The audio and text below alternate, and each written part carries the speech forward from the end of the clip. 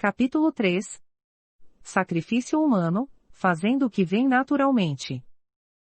Quando o rei de Ur morreu em 2550 a.C., 63 pessoas, soldados, músicos, nobres, servos e concubinas, carregando pequenas taças de ouro desceram uma rampa íngreme até ao túmulo que havia sido preparado para ser o seu lugar de repouso final. Terminada a procissão, cada um deles sorveu o conteúdo venenoso do cálice e assentou-se para morrer. Enquanto eles cerravam os olhos na morte, outros servos começavam o longo processo de encher de terra a sepultura. Aqueles que tinham o encargo de lacrar o túmulo depositaram uma camada de argila sobre a cripta e socaram-na suavemente para formar um piso. Sobre esse piso os sacerdotes que tinham oficiado no funeral sacrificaram animais e outro homem, talvez na crença de que seu espírito guardaria a tumba dos ladrões de sepultura. Antes de terminar a horrível tarefa de pôr o rei para repousar, várias outras camadas de terra foram despejadas, e vários outros pisos foram consagrados com a morte de vítimas humanas. Na China o costume de sepultar assistentes ou servos com seu senhor sobreviveu até a dinastia Sung, 960 a 1279 d.C., quando Inca Roca, sexto rei da dinastia Inca sul-americana, morreu 500 anos atrás. Muitas de suas esposas e concubinas se enforcaram com seus próprios cabelos. Enquanto Adolf Hitler se preparava para suicidar-se na tarde de 30 de abril de 1945, Eva Braun, sua fiel companheira e esposa por um dia, demonstrou que as ideias prevalecentes em Ur não tinham desaparecido da mente humana. Embora o que ela fez não seja considerado sacrifício humano do mesmo gênero praticado em Ur, parece-me que a semelhança destas práticas, separadas por quase 4.500 anos, é significativa. Braun, como as antigas mulheres de Ur, sorveu veneno a fim de juntar-se ao seu marido na morte. 2 dias antes a amante de Benito Mussolini, Claretta Petacci, também tinha preferido ficar com seu homem até o fim e morreu ao seu lado. Quando o líder religioso americano Jim Jones decidiu em 1978 que sua comunidade deveria cometer suicídio, quase 1.000 dos seus seguidores seguiram o líder e beberam suco misturado com cianureto. Quando Adolfo Constanzo soube que estava prestes a ser capturado pela polícia em 1989, ordenou a Álvaro de León Valdés que baleasse a ele e ao seu melhor amigo, Martín Quintana Rodrigues.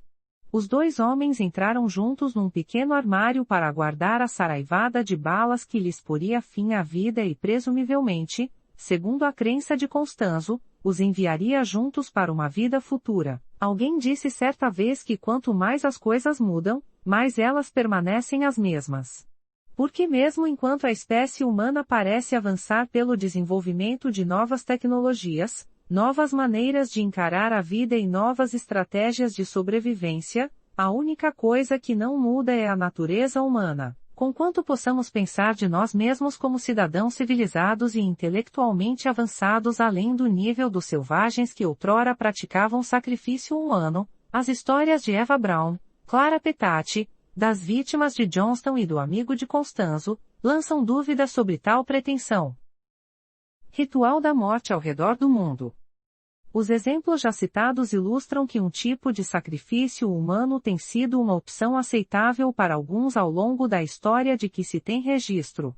Mas este é apenas um tipo de sacrifício humano. Outros tipos realizados em vítimas voluntárias ou involuntárias têm sido partes importantes da cultura desde o Ártico ao Equador, e em cada continente habitado do nosso mundo. Na Índia, por exemplo, a religião hindu tem tradicionalmente exigido sacrifício humano. O caso dos condes de Orissa, em Bengala, Índia Oriental, é um dos mais bem documentados e mais ilustrativos casos de ritual regular de sacrifício humano que foram levados avante cabalmente até o século XIX e então interrompidos por enérgica intervenção britânica. Os condes chegaram ao ponto de manter em suas aldeias uma espécie de raça de pessoas chamada meriás, para ser sacrificada toda a primavera na estação do plantio. Eles tratavam bem os meriás durante toda a vida deles, davam-lhes terra para plantar e lhes permitiam casar e constituir família. Mas cada ano, ao chegar o tempo do plantio, Eles selecionavam um ou mais dos meriás para servir como a vítima sacrificial cujo corpo seria usado para assegurar o sucesso das colheitas. Eles levavam o meriá para um bosque sagrado e o matavam da maneira mais lenta e dolorosa que a mente humana podia conceber. James Frazer descreveu o processo em sua famosa obra The Golden Bough. Sua descrição baseia-se em relatos de testemunhas oculares. Em um distrito a vítima era morta lentamente pelo fogo.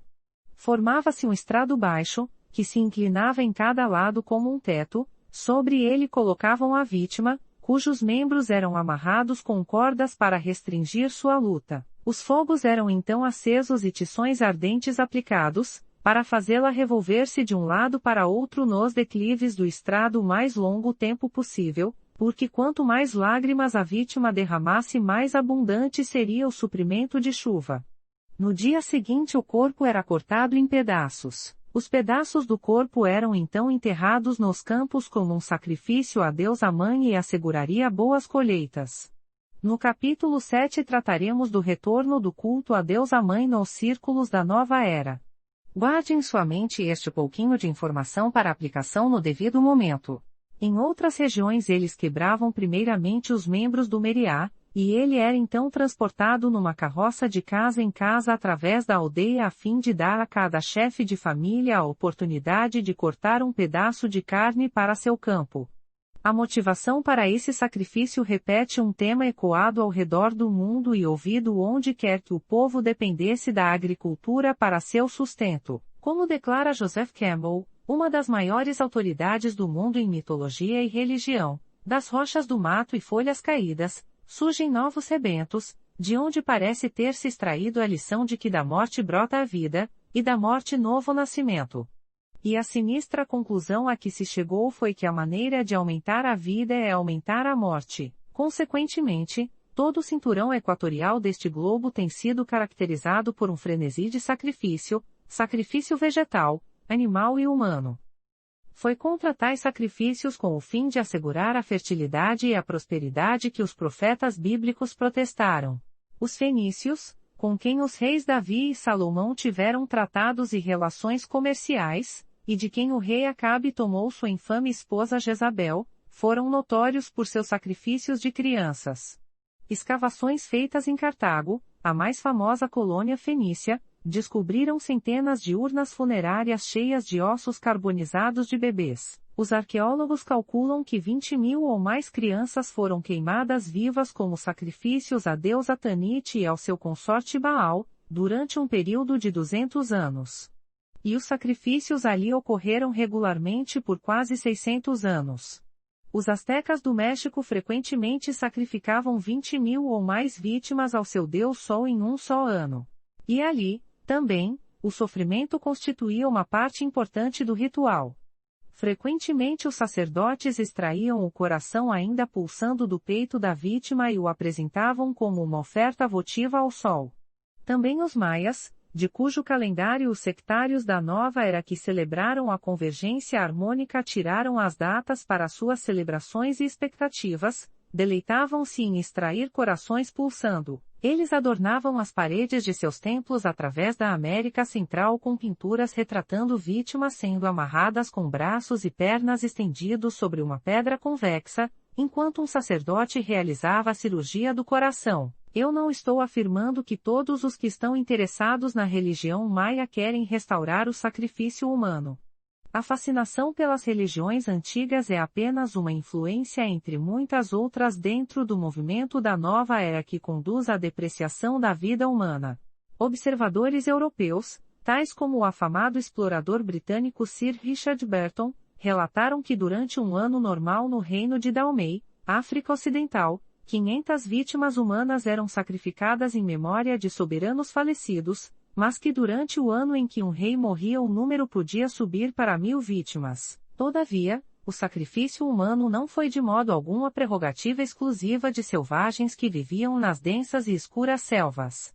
Era uma parte da vida na Grécia, onde não era tolerado, embora provavelmente praticado de vez em quando, em Roma, onde foi esporádico porque era visto como inaceitável, na China, no Japão, na Escandinávia, e entre os índios norte-americanos, os romanos talvez não tenham sacrificado tantas crianças como seus rivais, os cartagineses, mas eles certamente não foram uma exceção no oferecimento de um sacrifício humano.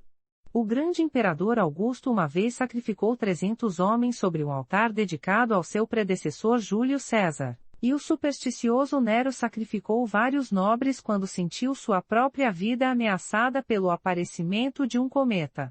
Ainda no terceiro século da era cristã, o historiador Porfírio relatou que um homem era oferecido anualmente em Roma na festa de Júpiter Latiaris. Diferentemente de Roma e da Grécia, por toda a Europa o sacrifício humano foi mais a norma do que a exceção. Os celtas, que conquistaram a maior parte do continente durante o primeiro milênio antes de Cristo, colocavam os criminosos e prisioneiros de guerra dentro de enormes estátuas de vime e lhes ateavam fogo. O historiador Tácito escreveu que eles consideravam realmente um dever cobrir seus altares com o sangue dos cativos e consultar os deuses através das entranhas humanas. Infelizmente, até mesmo um exame superficial da literatura da Nova Era revela um grande fascínio da Nova Era pela religião céltica, conquanto em algumas sociedades possa ter sido considerado uma honra ser sacrificado. Alguns afirmariam que a oferta ritualística de sacrifícios humanos refletia o alto valor atribuído à vida humana, porque um sacrifício humano representava a melhor, a mais valiosa e mais poderosa oferta possível. O fato é que muitas sociedades sacrificavam os mais impotentes indivíduos que se achavam dentro da cultura, escravos, prisioneiros, mulheres e crianças. Os povos germânicos acreditavam que seu deus Odin precisava ter novos súditos que lhe eram mandados via sacrifícios regulares. Tipicamente, seus súditos eram escolhidos dentre os guerreiros inimigos. Tão importante era este aspecto das operações de guerra que Nigel Davis, autor de muitos livros sobre religiões centro-americanas e de um sobre sacrifício humano, postulou que possivelmente as próprias origens das guerras tribais não se encontram na necessidade de punição ou pilhagem mas na demanda de cativos para sacrifícios. Uma pouco conhecida, porém amplamente praticada forma de sacrifício, persistiu consideravelmente na Europa durante a era cristã e nos tempos modernos na Birmânia.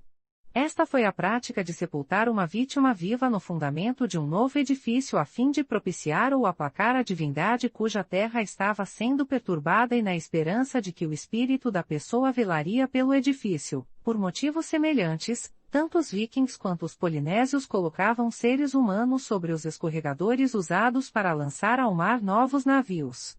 O sangue humano avermelhando a quilha era uma oferta aos deuses do mar. Na Índia o Rama de Mewar continuou a prática de sacrificar um homem ao deus do rio Maí até 1828. O homem era morto e seu cadáver lançado na correnteza antes que o Rama atravessasse o rio, evidentemente com o propósito de que se o deus do rio estivesse faminto por carne humana, ele poderia ser saciado com um sacrifício em vez de reclamar a vida do Rama. Por que tanto sacrifício? Os rituais do sacrifício humano e as razões dadas para o sacrifício variam de cultura para cultura. Mas poucas culturas podem afirmar que nenhum dos seus ancestrais matou pessoas por motivos religiosos. Como tenho lido sobre dezenas de ritos sacrificais humanos, acho que detectei um fator ou motivo subjacente em todos eles. Não importa qual o motivo declarado para o sacrifício, a base que percebo por trás de todos é uma espécie de raciocínio eu ou você, um tipo de sacrifício substituto.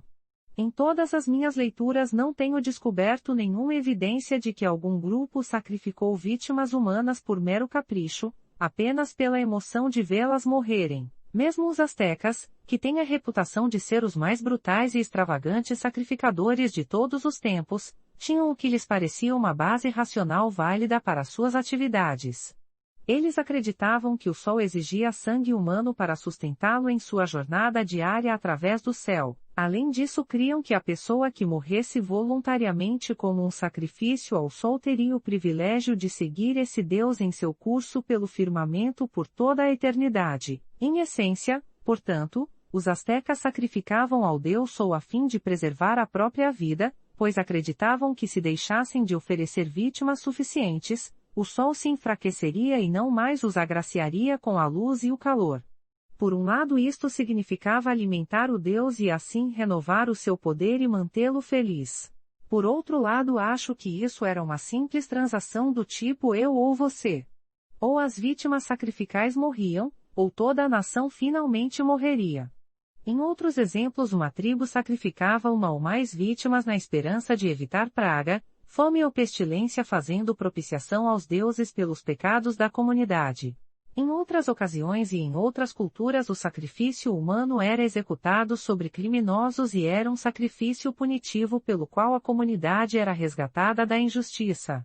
Outros sacrifícios humanos eram vistos como ofertas de gratidão por benefícios passados e por benefícios futuros antecipados da divindade. Na antiga Cartago, por exemplo, muitos dos bebês queimados à deusa Tanit lhe eram ofertados em cumprimento de um voto feito pelo sacrificador com respeito ao que ele faria se ela lhe concedesse uma certa bênção. Contudo, parece-me que a mesma motivação egoística passa por toda forma de sacrifício humano conhecida dos historiadores, embora às vezes as exigências fossem menores do lado do eu do que do lado do outro. Por exemplo, um dos mais antigos Vedas, os escritos sagrados que formam a base da religião hindu, prescreve o número de seres humanos que devem ser sacrificados para satisfazer desejos mundanos como a paixão por riquezas ou o desejo de supremacia sobre outros. O último exigia o sacrifício de 11 pessoas. É claro que os casos daqueles que eram mortos a fim de que pudessem seguir seus senhores para o reino seguinte, envolviam menores exigências do lado do eu, pois a pessoa que demandava o sacrifício já estava morta e contudo ainda exercia controle suficiente para exigir que outros morressem a fim de que de certa forma continuassem a favorecer o eu mesmo na morte. Consequentemente, milhões de vidas humanas têm sido sacrificadas por pessoas que detêm o poder de decidir a sorte de outros a fim de preservar ou simplesmente realçar sua própria vida. Parece que a sorte do indivíduo tem sido considerada como de menos significado do que a sorte da coletividade. Vejo, portanto, que a causa básica, a raiz do sacrifício humano, é o egoísmo humano. E se existe uma característica da humanidade que não tem sido subjugada através dos anos, é o egoísmo. Os sacrifícios humanos atualmente. Os Adolfos Constanzo do mundo, que acreditam que poderes especiais podem ser adquiridos pela matança de outros, são felizmente uma minoria hoje em nosso mundo.